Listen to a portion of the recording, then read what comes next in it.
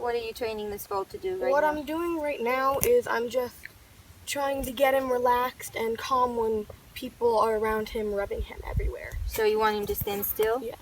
Okay, and so if he moves, what happens? I pull up on his tail, and the moment he relaxes and stops moving all 4 feet, I release it and give him a reward.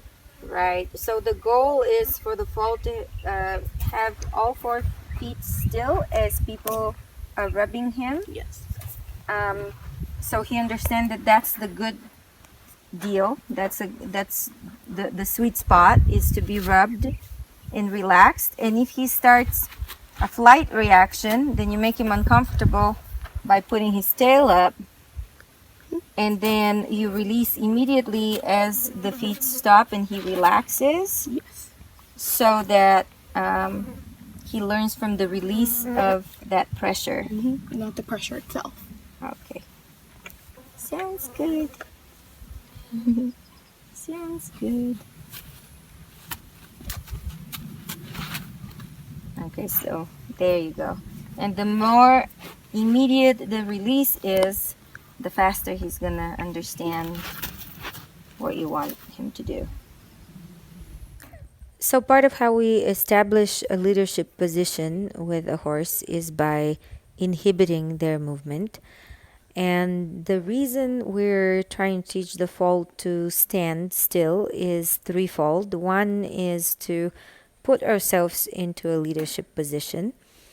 Number two is to allow for that flight impulse to be controlled by the foal's mind, by just kind of helping the foal find that spot of rest and calmness to engage the thinking side of their brain. And then thirdly, it further helps desensitize the foal and just allow that moment for the foal to even understand that standing next to the human is actually a really good deal, and humans are there to you know, keep it safe, give it pleasurable rubs and scratches, and just be there for them. The belt that you see that's strapped around the foal's neck just helps the handler have more control even with one hand. Also, it teaches pressure and release to the foal without necessarily triggering what's called a positive phygmotaxis, which sets up what's called an opposition reflex, where the foal pulls back and can rear up and flip over. This is why at this point we're not using a halter, we're just using a belt around the foal's neck. And then the lifting up of the tail makes them feel uncomfortable for sure, but it doesn't hurt them. Sometimes, because horses are flight animals, they tend to first use the reactive side of their brain. And the way to stop the reaction sometimes is by making them feel uncomfortable when they're doing the wrong thing. A lot of the times we could find different ways as horsemen to encourage a positive reaction, which is something we'll discuss at a later video. But again, sometimes you have to make the right thing easy and the wrong thing difficult to get the message across and to teach them a concept when you're first starting. Notice that we're also working in a 50-foot round pen, which is a bigger space than some people prefer to start foals. But we are keeping him close to his mother, and we're not limiting contact with his mother.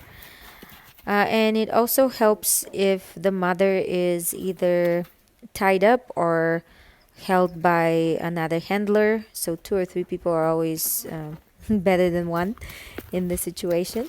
This way the foal is not focused and worried about where its mother is going, and can focus on the lesson more easily. Good. Yeah,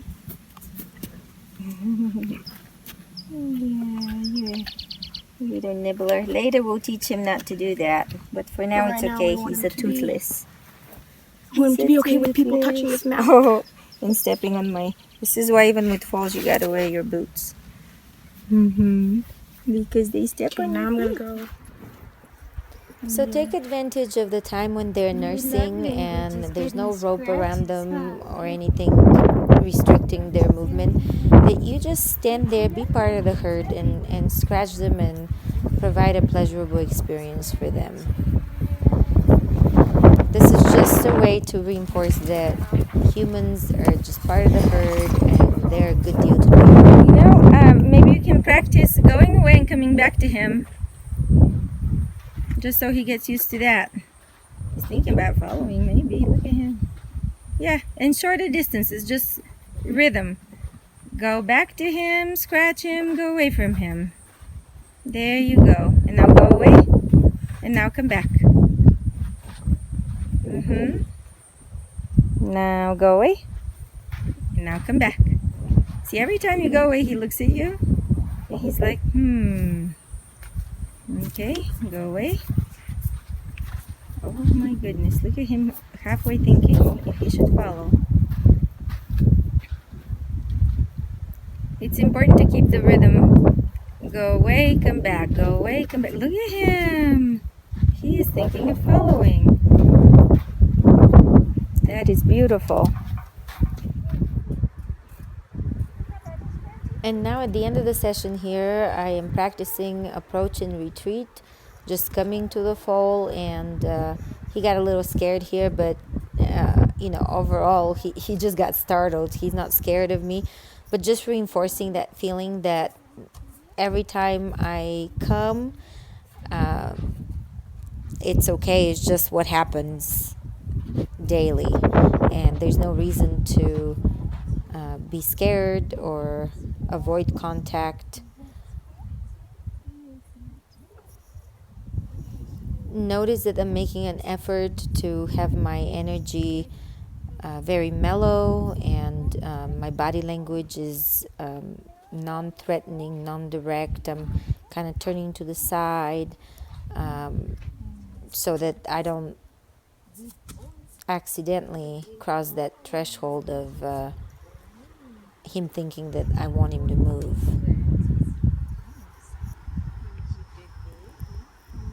Once the foals are confident that you're not going to hurt them and there's no fear in them, they become very curious and almost dominant. They push the boundaries just like kids do and see what they can do. But we're not worried about that for now. We will correct this later, but we're trying to teach one thing at a time. It's important to show them how good it is to be with you. Let them know that you know where they're itchy and scratch them there. Just as a general rule, letting horses know that you know what they need and then meeting their need however it is appropriate is a huge connection builder and a confidence builder, and establishing that good kind of leadership that they can count on you, and so they seek you out even when they want to be reactive. That's all the stuff that we're putting in his brain.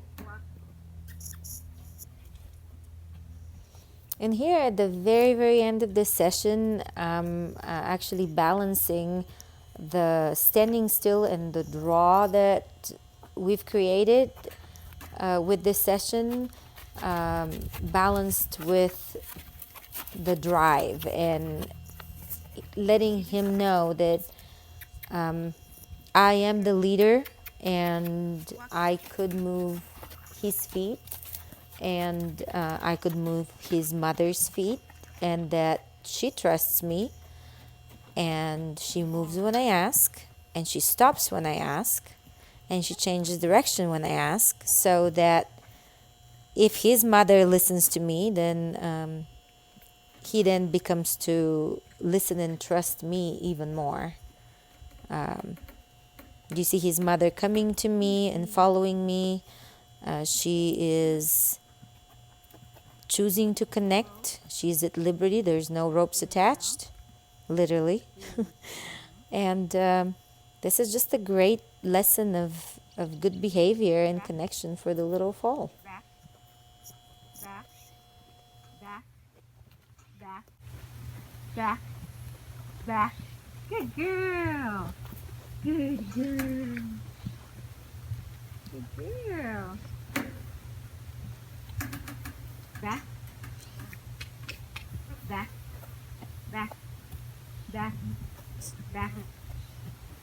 Good girl. Good girl. All right. Disengage. Whoa. Good girl. Good girl. Good girl. Good girl. Yes, good girl. Okay.